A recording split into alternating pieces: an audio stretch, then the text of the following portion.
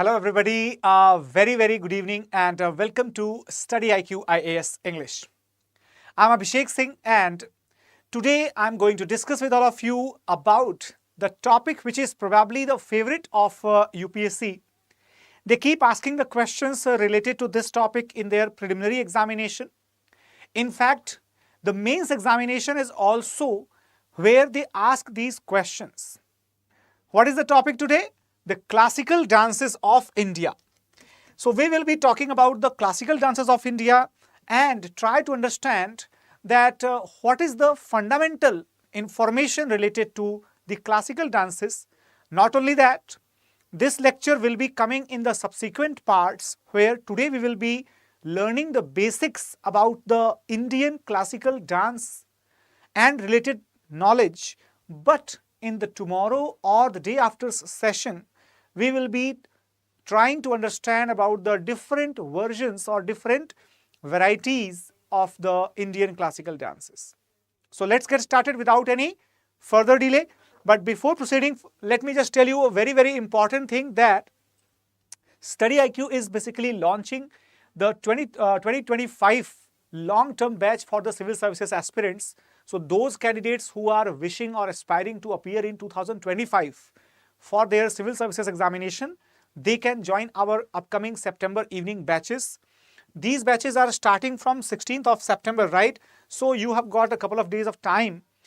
These batches are available in the English, Hindi as well as the mixed, that means both English and Hindi together. So as per your choice, as per your preference, you can select these batches. And for the maximum discount in the fees, you can use my code ASR Live. Okay? About more features and all, we will talk at the end of the lecture. So let us proceed further with the topic today. And so, first of all, let us understand about the roots of the Indian classical dance. What is a dance? Why do we do the dance? What is the difference between classical and the folk dance? All these are the basic informations, basic knowledge that every candidate must have. So first of all, when I talk about the classical dance, let me tell you one thing. Classical dance is basically such a dance where we have a few features. Like a standard, right? A standard system of the movements, okay, or moves. Standard system of moves is there. That means you do not do anything in the freestyle. There is very much well-defined movement, limited, restricted with the rules, regulations. That means you cannot do any freehand movements. You have to move the different body parts as per the given regulation. The first constraint. Second, should have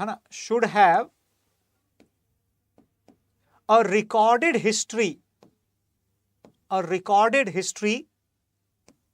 which means that you cannot call anything simply as a classical dance because you feel like it is a classical dance. No, you should be calling any dance as a classical dance only if that dance has a written recorded history, okay, written recorded history is there about the practice of that dance, about the exponents of that dance, about the significance of that dance. Not only that, that dance must have the patronage of, right, the patronage of royal or religious overlords. What does that mean? It means that suppose if you are calling any particular dance as a classical dance, why will you say that it is a classical dance? Because any dynasty or any kingdom or any empire or any temple or any group of other people who are having a religious denomination. Such type of people, they should be sponsoring, they should be reflecting their affiliation with this dance. For example, Bharatanatyam. Why is it a classical dance? Because it has got a recorded history in the Bharatanatyam. It has got a standard set of the movements, because it has got the patronage under the Chola rulers, Pandya rulers, as well as it had the religious sanctions, religious sanctity or permissions or authority, because this was performed in the temples, right? Temples of southern India. Okay. So that means we can say that all these are the basic requirements. However, one more thing is required, that is it should be recognized by the cultural council,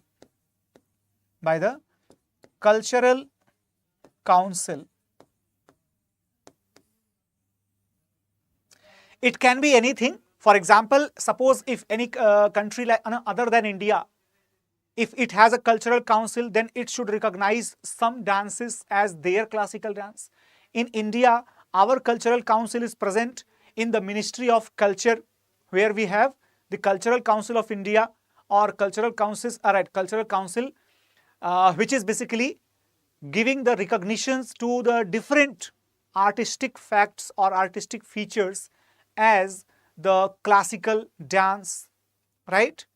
So recently, as you can see, that Satriya from Assam, that was not a classical dance since, I think, it was not a classical dance before the early 2000s.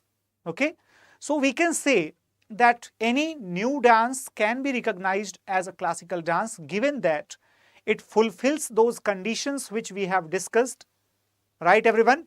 And it is recognized by the Ministry of Culture.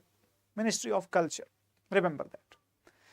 So now when you have understood what is the meaning of a classical dance, so let us come back to the historical roots of Indian classical dance, that from where has it come, from where have we learnt these things, or from where we have actually obtained these knowledge. Okay. So the best source to get information about the ancient most forms of Indian dances, that is Natya Shastra written by Bharat Muni. Okay, Natya Shastra written by Bharat Muni, that is regarded as one of the oldest texts related to all the type of the performing arts. I just told you about the performing arts. What is performing art, by the way? Till now we were looking on the details of sculpture, details of the architecture, details of the paintings, etc. All those are called as the visual arts. But today onwards, we will be seeing the dances, the music, the martial arts. All these are called as the performing arts. Okay.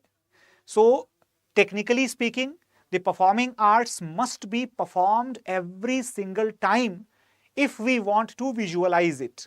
We cannot actually just do the dance now and everybody will be able to watch it whenever they will want. Just ignore the recording version, okay, right? So recording is basically not an option in this. But for the visual arts, you have painted anything for once. The people will be able to watch that forever, right? That's the thing. So Natya Shastra provides a lot of details about the techniques, postures, emotions, ornaments, even the stage and the audience and the methods, everything related to the performing art. And guys, remember that Natya, what we call as Natya is basically the amalgamation or the combination of the dance, drama and music. Dance, drama and music. Even for the dancers also, Natya Shastra tells that for the dancers or for the performing artists, the pathya, right? The pathya is basically Rig Veda, Abhinay is Yajur Veda, Geet is Sam Veda, and Ras is Atharva Veda. See, that is why, my dear, Natya Shastra is called as, it is called as the fifth Veda, for the musicians and singers, dancers. In short, the fifth Veda for every artist, for all the artists. So there are different books which are famous as the fifth Veda. For example, the fifth Veda for spiritual purpose, it is Srimad Bhagavad Gita. Okay, Srimad Bhagavad Gita. Similarly, the fifth Veda, right? Fifth Veda for the dancers, it is the Bharatanatyam, like that. Or fifth Veda for the epics, that is the Mahabharata, like that. Okay. So here we can say that Indian historical roots are very strong as far as the dance is concerned. In fact, in our country, you can see these places like Bhimbetka, located in Madhya Pradesh, nearby Raisen district, where the images are present showing the group dances by the earliest settlers in this area. Therefore, we can say that probably the dance was the medium of expression since the eternity, since forever, I think, since ever.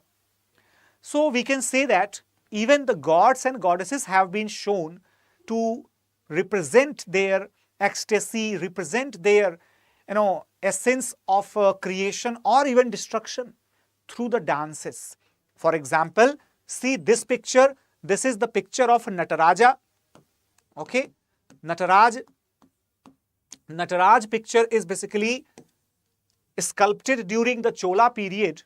However, the tradition of making these images of Nataraj, that is very old. Probably in India, the oldest image of Nataraj is obtained from the Vatapi or Badami cave temples built by or constructed by the Chalukya dynasty. Similarly, we have the Nataraja sculptures at Ellora in Maharashtra, or later on we also have the Nataraja sculptures on the temples constructed by not only Cholas but also by the Kadambas or even by the Vakatakas. So probably in the Deccan or in southern India, the tradition of the Nataraja sculpture, that was very common. Cholas, however, made it immemorial, right? They simply made it, you can say, immortal. And why so? You can see Nataraja is doing Tandav. He is doing Tandav. Tandav is basically called as the dance of destruction. The dance of destruction. Okay, and every destruction is basically the beginning of, right, beginning of new creation. New creation. So it is basically the dance of Lord Shiva, which is regarded in the Indian tradition as the source of the alternative cycles of the creation and the destruction. Not only that, Shiva is also called as Nataraj because it is believed that he was the one who was the most earliest or the first ever artist in this entire universe, entire cosmos, where his Damaru actually gave the initial most swar. From that shabd, from that lyrics, from that singing, or from that the music also came out, that sound. Not only that, he became the first one to perform the cosmic dance, and after that everybody started following. So these are certain stories, or these are certain you can say references in our Puranas, in our ancient literature, etc., which gives the informations about the dance. Okay, everybody, you can see this image where Lord Shiva and Goddess Parvati both are doing the dance simultaneously. These two deities, they represent the two different aspects of the dance. Okay, everyone, remember that these are the aspects of the dance. Aspects of the dance. What are the two aspects of the dance, everybody? The first aspect is called as, right, Tandav. Okay, and the second aspect is called as Lasya. Okay, Lasya. It's very important to have the correct pronunciation. That's why I am also writing that in Sanskrit. So read it as it is written in Sanskrit. Okay, so Tandav. That is Tandav. And this is called as a Lasya. It's read as a Lasya. Okay, Lasya or Tandava. Okay, Tandava and Lasya. So these are basically the two aspects of any type of dance. You will observe any particular dance has got the masculine aspect into it. What is the aspect? The masculine aspect into it. Remember this point. What is the meaning of the masculine aspect, my dear? Masculine aspect does not mean the masculinity. Okay. It does not mean that.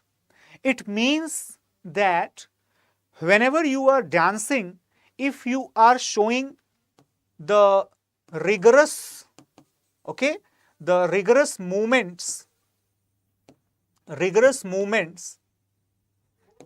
the fast flexes of the body, the fast flexes of your organs. Not only that, you are showing the quick rhythms, okay, quick rhythms. Not only that, you are also showing the fierce expressions, okay. All these things are actually considered to be the masculine in aspect, okay.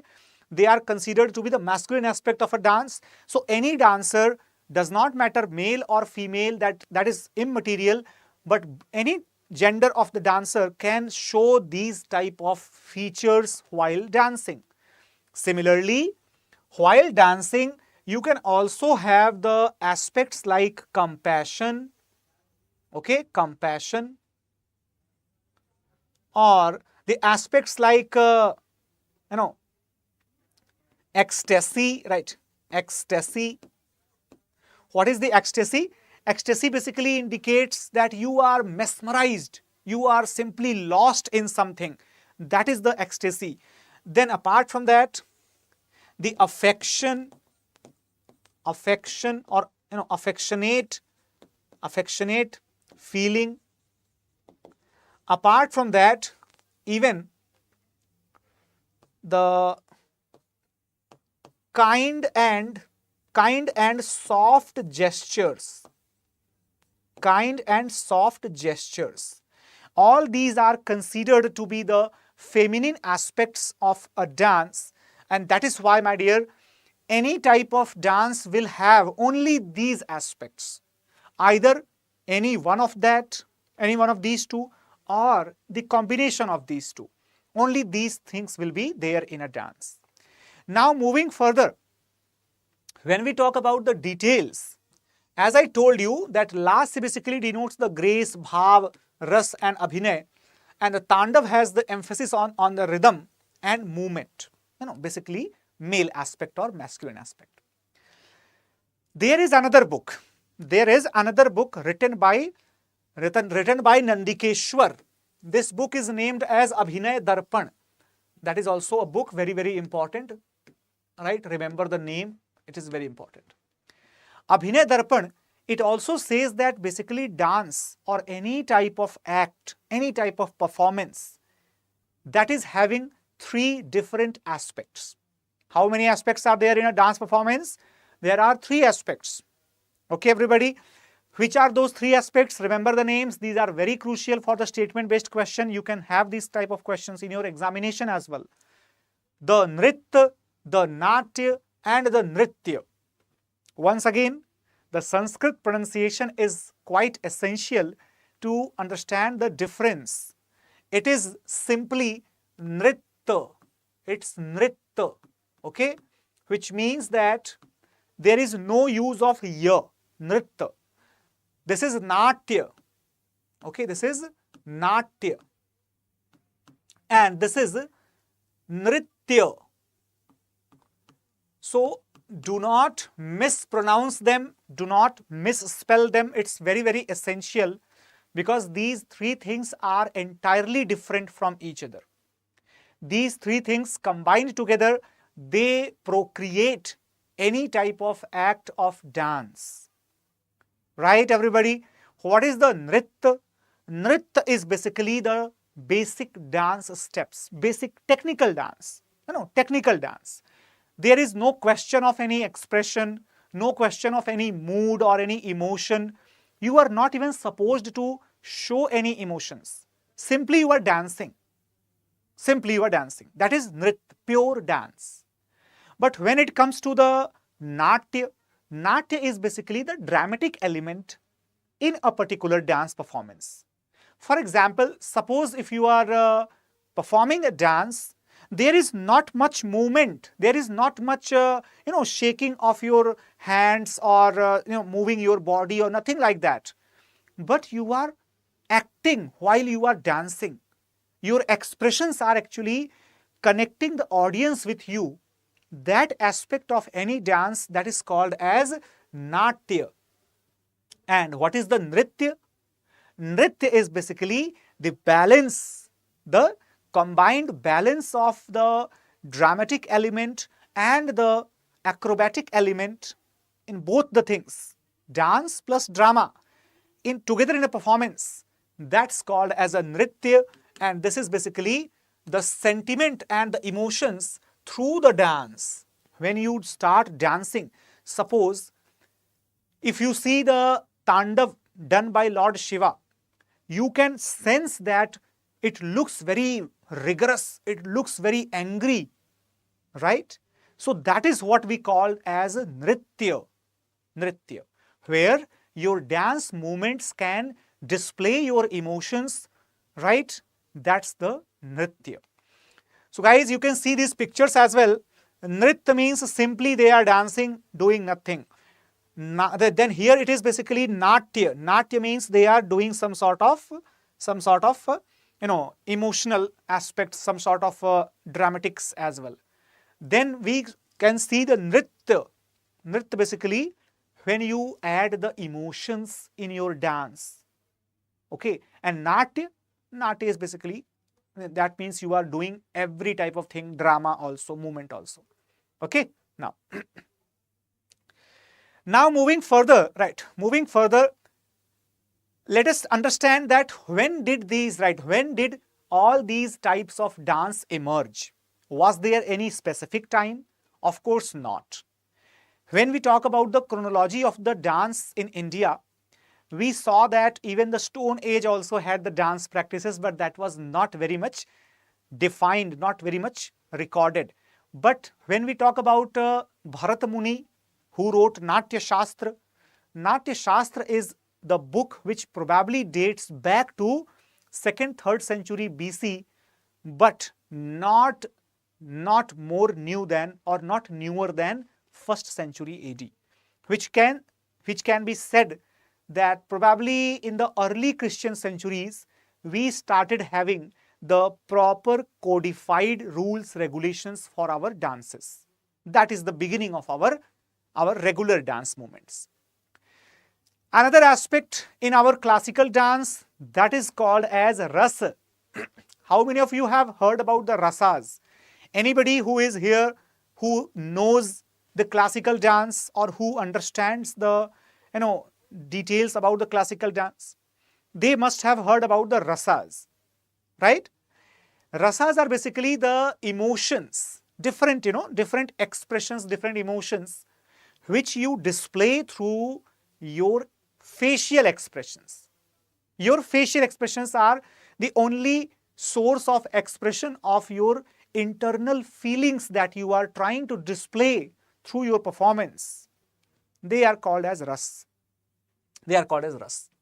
For example, here you can see only through the facial gesture and through the eyes, the angle of the eyes, this face is showing the Shringar Ras, Shringar ras means the expression of love.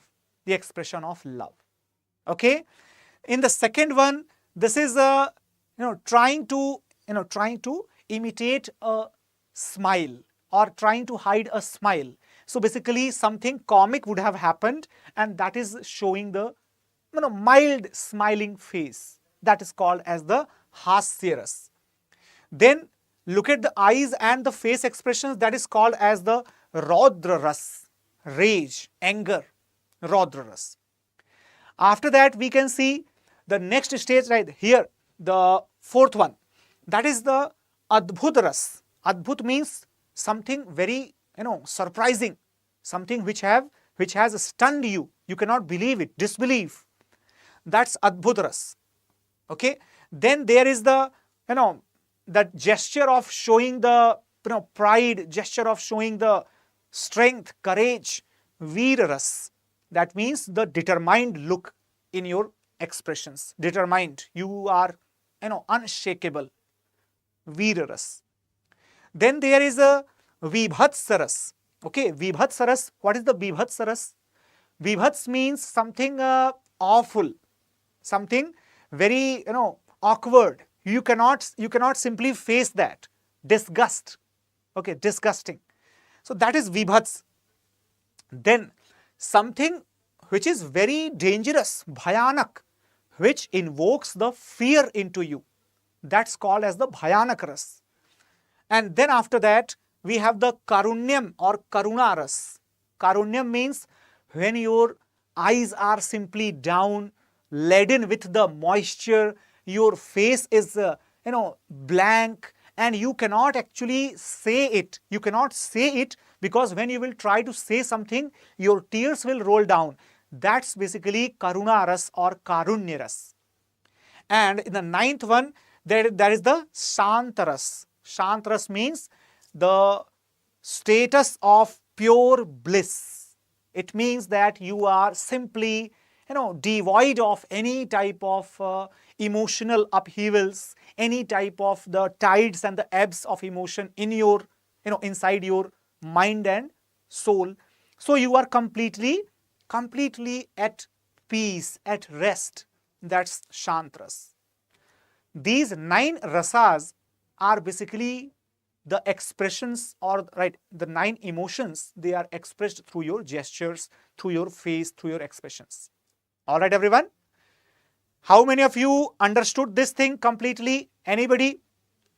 I think many of you might be thinking that this session is about dance. So why are we studying these things? Let me tell you that UPSC is very much interested in asking the questions related to the culture in a little bit depth.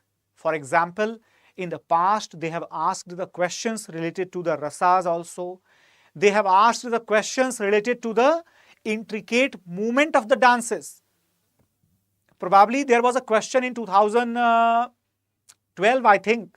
2012, there was a question related to one movement in the Kuchipudi, that is the classical dance from Andhra Pradesh, that the statement said that the dancers are standing on the edges of a brass plate and they are dancing. So if we don't know about these things, don't know about the details of the dance, we cannot make such questions. And these are very simple details, very easy, right everyone? Apart from the rasas, what else is essential to express your dance or express your emotions through the dance? That is the mudra. Suppose if I am saying somebody, I am just trying to say to somebody like that. So when I am waving my hand at someone, what does it mean? It is a type of mudra for the communication purpose. I am simply waving the hand and it means that I am saying hello to somebody. Right? Similarly, in the dance forms also, when you are making special gestures from your hands, it means that you are communicating something.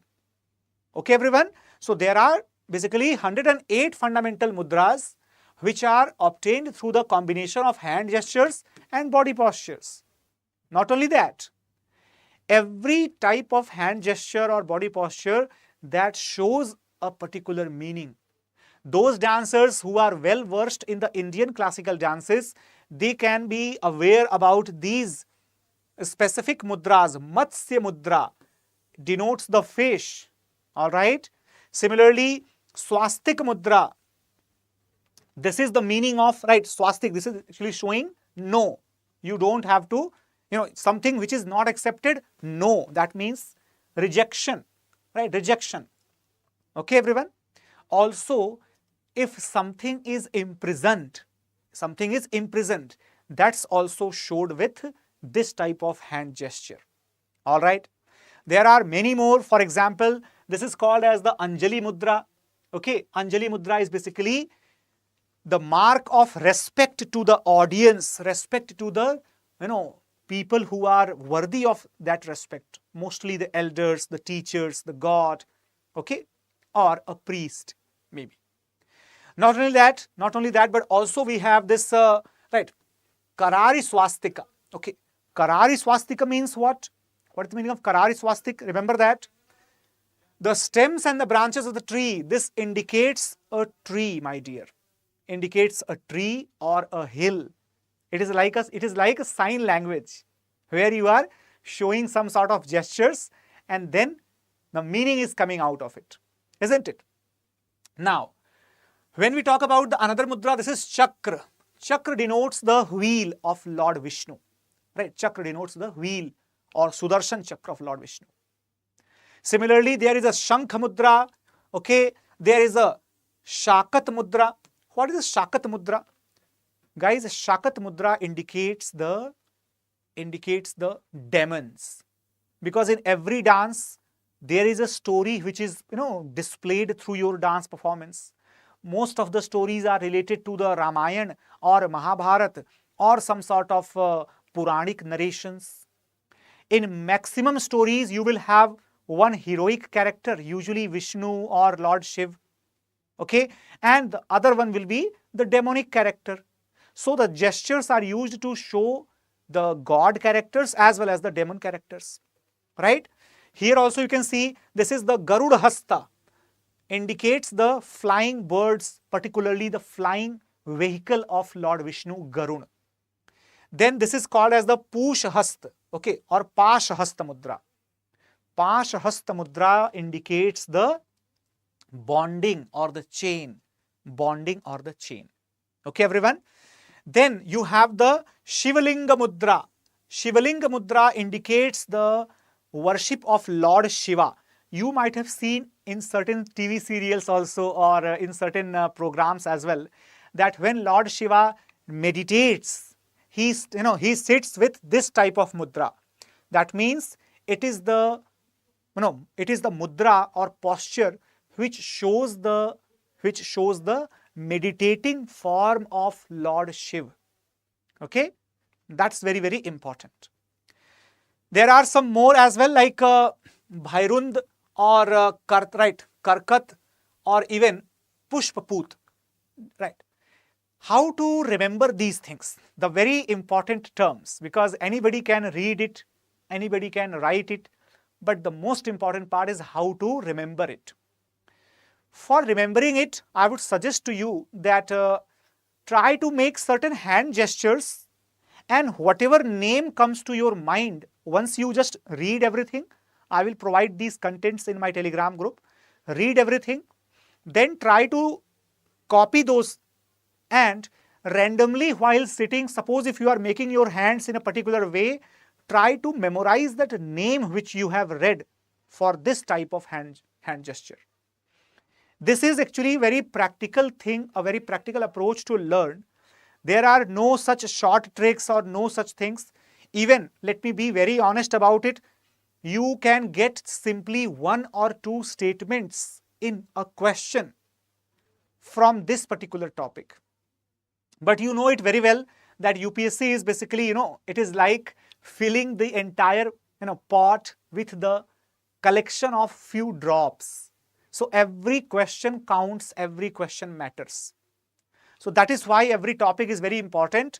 Do not take these topics lightly, because these are very essential topics to form a very solid basic, very solid foundation. Okay. In fact, if you really want to make a solid foundation for your examination, that is in 2025, then guys, it's very essential to have a look on our batches which are starting from 16th of September. And these batches will be basically providing you a multi-stage preparation help, because first of all, the basics will be covered up. After that, there will be the standard books and all the standard requirements that will be provided. And then there will be the dedicated preparation for the prelims and when it will be required for the mains also. Not only that, everything related to the current affairs and dedicated books for UPSC, one-to-one doubt solving, mentorship, and at the same time, the sessions especially to boost your morale, such type of things will also be provided. Comprehensive care will be taken for the entire period of 1.5 to 2 years. So guys, this is a golden opportunity for any student who is looking for a single stop solution for pursuing his or her dream of becoming a civil servant. Okay, so think, take your time, act wisely, but do not forget that the batch is already starting on 16th of September. So basically, you all are aware that if you begin it early, you are more likely to finish it better than the others. So take benefit of this opportunity, use my code ASR live, and you will be able to get this course at a very substantially and very much less cost, that is 35,999. So that is all from my side. And in case if you really want to get the content details as well as the other things in my group, you can join this one. Okay. What is Tirobhav? Tirobhav basically that actually indicates the discordance. Okay, indicates the discordance. When you show something, which is basically beyond any type of materialistic expressions, that's Tirobhav. Okay, that's Tirobhav. Got it? There are even more meanings to this term, but in the case of dance, this is the meaning. So that's all, guys. Thank you so much for watching the session. I hope that you loved the session. So do not forget to share this with your friends. And tomorrow we will be covering up the first 4 classical dances with great amount of details. Therefore, do not forget to join my session tomorrow exactly on the same time, 4 p.m. And for anything else, you can also contact me on my Telegram, or you can simply connect with me on my email ID as well. Here it is my email ID where you can connect with me. Thank you so much, everybody. Take care. Bye-bye and Jai Hind.